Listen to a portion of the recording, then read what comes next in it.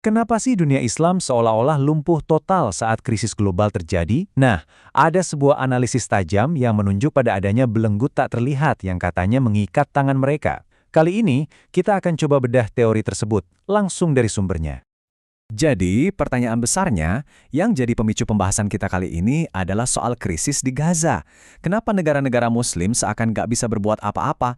Bener-bener diam gitu aja. Ada apa sebenarnya? Nah, untuk menjawabnya, pembicara yang teorinya kita bahas ini pakai sebuah metafora yang kuat banget. Menurut dia, ini bukan soal nggak mau bertindak, tapi soal nggak bisa bertindak. Seolah-olah ada belenggu, sesuatu yang nahan mereka secara paksa. Oke, kita mulai bedah ya. Menurut sumber ini, akar masalahnya itu satu, sebuah peradaban dunia yang sangat spesifik. Jadi, peradaban ini menurut analisisnya itu aneh. Munculnya tiba-tiba, gak kayak peradaban lain yang tumbuh pelan-pelan. Begitu muncul, langsung menaklukkan semua yang lain dan maksa semua pakai sistem baru. Sistem politik baru, ekonomi baru, bahkan sampai ganti uang asli kayak emas dan perak jadi uang palsu. Dan yang paling penting, walaupun katanya udah merdeka, cengkramannya itu masih ada lewat pemimpin-pemimpin boneka. Nah, ini dia intinya. Jadi, kesimpulannya, kenapa dunia nggak bisa bertindak? Ya karena mereka sebenarnya nggak bebas. Mereka cuma merasa bebas. Ini bukan soal niat, tapi soal kemampuan yang dibelenggu oleh sistem yang nggak kelihatan. Oke, dari sini pembahasannya jadi makin menarik. Analisisnya beralih dari geopolitik biasa ke lensa kenabian. Kita akan lihat gimana peristiwa-peristiwa modern ini coba dihubungkan dengan ramalan-ramalan kuno tentang akhir zaman. Jadi, peradaban barat modern yang tadi kita bahas itu diidentifikasi langsung sebagai Gog dan Magog yang dilepaskan ke dunia. Dan ini bukan dianggap sebagai kiasan atau metafora loh ya, tapi benar-benar dianggap sebagai penggenapan harfiah dari sebuah kekuatan penindas yang sekarang menguasai dunia. Ada satu lagi nih, paralel kenabian yang diajukan. Kali ini kuncinya ada di penemuan jasad Fir'aun tahun 1897. Bagi si pembicara, ini bukan sekedar temuan arkeologi biasa. Ini adalah sebuah tanda yang diaktifkan, sebuah sinyal. Jadi tanda Firaun itu apa? Menurut tafsir ini, itu adalah sinyal bahwa sejarah akan terulang kembali.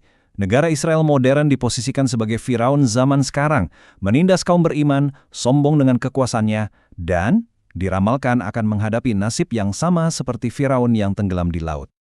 Oke, pertanyaannya kan gimana caranya sistem kontrol global ini dibangun? Nah, sekarang kita bakal lihat beberapa peristiwa sejarah penting yang dianggap sebagai tonggak-tonggak pembangunannya. Timeline ini menurut si pembicara bukan serangkaian kebetulan. Lihat deh, tahun 1897 pas jasad Firaun ditemukan, di tahun yang sama gerakan Zionis juga berdiri. Kebetulan. Terus, revolusi Bolshevik 1917 itu dilihat bukan sebagai revolusi rakyat, tapi rekayasa Barat buat mencegah Rusia menguasai Konstantinopel. Era Soviet kemudian dipandang sebagai fase untuk membangun Rusia jadi negara adidaya. Dan keruntuhannya, yaitu tanda misinya sudah selesai. Gini, ide ini ide yang kedengarannya radikal banget kan? Coba bayangin, seluruh perang dingin yang kita tahu sebagai pertarungan dua ideologi, di sini dibingkai ulang.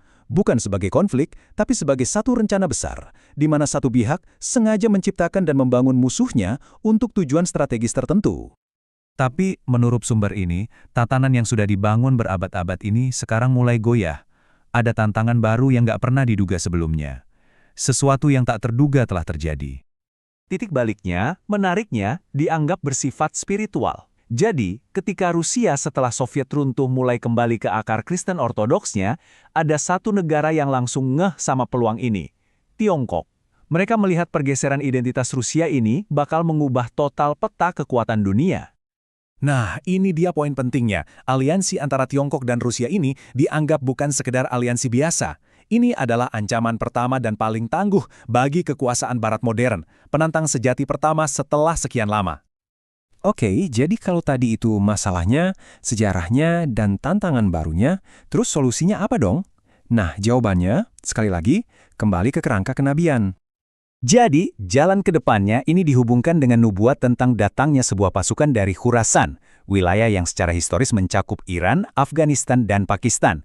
Menurut analisis ini, 2 dari 3 negara itu, Iran dan Afghanistan, sudah berhasil bebas dari kontrol Barat. Tinggal satu lagi yang jadi kunci. Dan hambatan terakhir ini disebutin secara spesifik banget. Menurut dia, kuncinya ada di Pakistan. negara itu harus bebas dari cengkraman pimpinan militernya yang diklaim masih dikendalikan oleh Barat. Jadi, pembebasan Pakistan ini dilihat sebagai domino terakhir yang akan memicu semuanya. Jadi, begitulah tadi, kita sudah coba membedah sebuah teori geopolitik yang sangat unik karena dibungkus dengan lensa kenabian. Mulai dari kenapa dunia Islam seolah tak berdaya, siapa yang mengontrol di belakang layar, sampai ramalan tentang aliansi baru dan tentara pembebas dari timur. Pandangan ini, mau kita setuju atau tidak, jelas menawarkan cara yang sangat berbeda untuk membaca apa yang terjadi di dunia saat ini. Dan ini meninggalkan kita semua dengan satu pertanyaan besar.